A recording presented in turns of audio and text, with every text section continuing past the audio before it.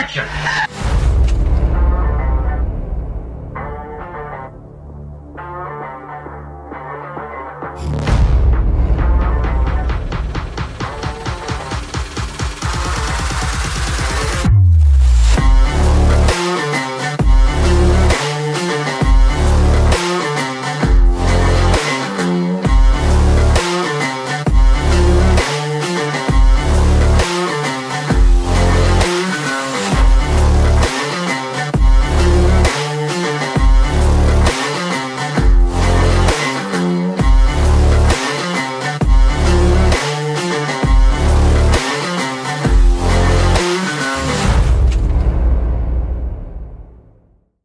Salut tout le monde, salut les cinéphiles, bienvenue pour une nouvelle critique. Alors aujourd'hui on va parler cinéma américain avec le film Blink Twice. C'est parti. Blink Twice est un film américain réalisé par Zoe Kravitz, sorti en 2024. Il s'agit de son premier long métrage en tant que réalisatrice. Née en 1988 à Los Angeles, Zoe Kravitz est la fille du chanteur américain Lenny Kravitz et de l'actrice Lisa Bonet. Protégée du monde du show business dans lequel évoluent ses parents, la jeune femme n'en est pas moins attirée par la célébrité et la comédie. Après avoir fait la couverture de plusieurs magazines, Zoe Kravitz se tourne rapidement vers le cinéma dès 2007 avec une apparition dans Le Goût de la vie. Aujourd'hui, l'actrice apparaît dans des rôles de plus en plus importants, notamment dans Mad Max 4 ou X-Men le commencement.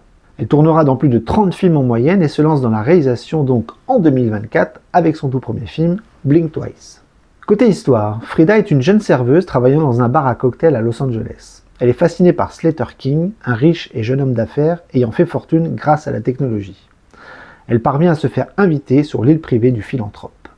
Alors, est-ce que j'ai aimé ou est-ce que je n'ai pas aimé Blink Twice? Eh bien, je dois dire que j'ai trouvé ça assez décevant. On pourrait dire que le film est plutôt dans l'air du temps avec tous les défauts d'un premier film. La forme est assez maladroite et le fond plutôt lourd. On sent les inspirations et les influences chez Zoe Kravitz qui nous propose un film qui veut dénoncer pas mal de choses, comme ce féminisme exacerbé qui n'a pour seul et unique but que de fracasser la jante masculine. Force est de constater que le féminisme est dans l'air du temps ces dernières années au cinéma et à la télévision. Beaucoup de femmes sont mises à l'honneur dans pas mal de productions audiovisuelles, ce qui résonne parfaitement avec notre époque. Rappelons que la place de la femme dans la société n'est plus celle qu'elle a été il y a plusieurs années, que ce soit au sein du foyer, dans le monde du travail, dans la politique, dans le monde de l'entreprise, dans le monde culturel et j'en passe. Et c'est tant mieux. Mais le cinéma ainsi que la télévision, qui aiment donner le ton et la température d'une civilisation en pleine mutation, ont pris un malin plaisir depuis quelques années en intégrant la culture wokiste dans ses productions, en revisitant absolument tout ce qui est possible et imaginable en termes de place des femmes sur les écrans. Rappelons que le wokisme est un courant de pensée d'origine américaine qui dénonce, parfois de manière intransigeante, les injustices et les discriminations subies par les minorités. Le problème avec Zoe Kravitz, c'est que cette pensée est bien présente dans son film et avec un ton beaucoup trop fort et beaucoup trop maladroit. Le message passe de façon un peu trop abrupte sur certaines séquences avec une violence exacerbée, peu maîtrisée et avec une forme d'abus dans la mise en scène, la réalisation et la direction d'acteurs. Pour moi, le film manque clairement de maturité.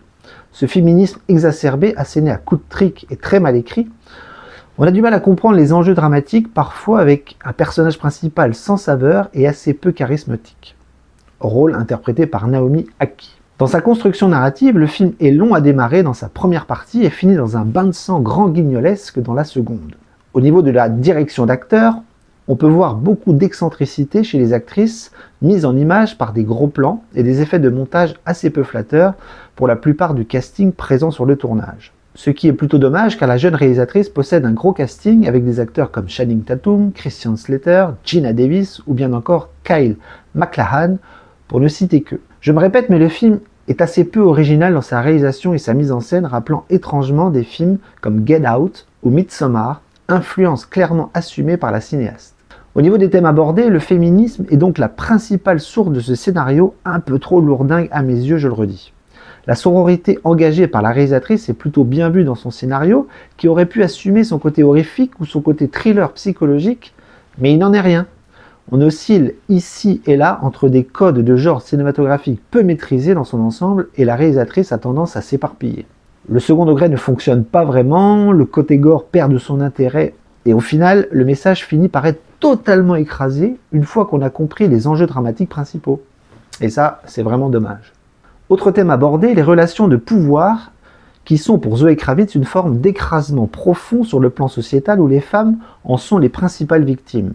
Ce qui est certainement très vrai dans la vraie vie, et notamment dans le monde du cinéma dans lequel évolue la réalisatrice, la cinéaste propose dans son film un manichéisme assez ridicule, mettant tous les hommes dans une position de bêtes féroces, voulant à tout prix dominer les femmes, choisies afin de leur faire vivre les pires atrocités. Par exemple, le viol par l'amnésie volontaire qui pose la question de la perception de la réalité. Un point de vue assez désagréable au final, surtout si on est un homme, qui est gâché par le discours du film et qui finit par soumettre au spectateur des scènes malaisantes, mal ficelées, trop appuyées, caricaturales et fort pesantes. Ma note ne sera donc pas très élevée, j'ai mis un C- car le film perd toute crédibilité dans sa faculté à vouloir en faire trop en termes de mise en scène. Zoé Kravitz est une jeune réalisatrice et a sûrement beaucoup de choses à dire, beaucoup de revendications à faire valoir, mais se prend les pieds dans le tapis du premier film qui n'arrive pas à canaliser son énergie, sa fougue ainsi que son engagement noble et sincère, malheureusement. Voilà, je vous laisse donc là-dessus, j'espère que ma critique ne vous aura pas trop donné le cafard, je n'ai pas aimé, mais certains y trouveront sûrement un certain intérêt. Comme dit précédemment, le casting est fort sympathique, mais le film se perd dans les méandres du premier film, beaucoup trop ambitieux et un peu trop bancal à mon goût. Sur ce, je vous dis à très bientôt pour une nouvelle critique. Alors un film, une série, nous verrons. En attendant, je vous dis à très vite et coupez.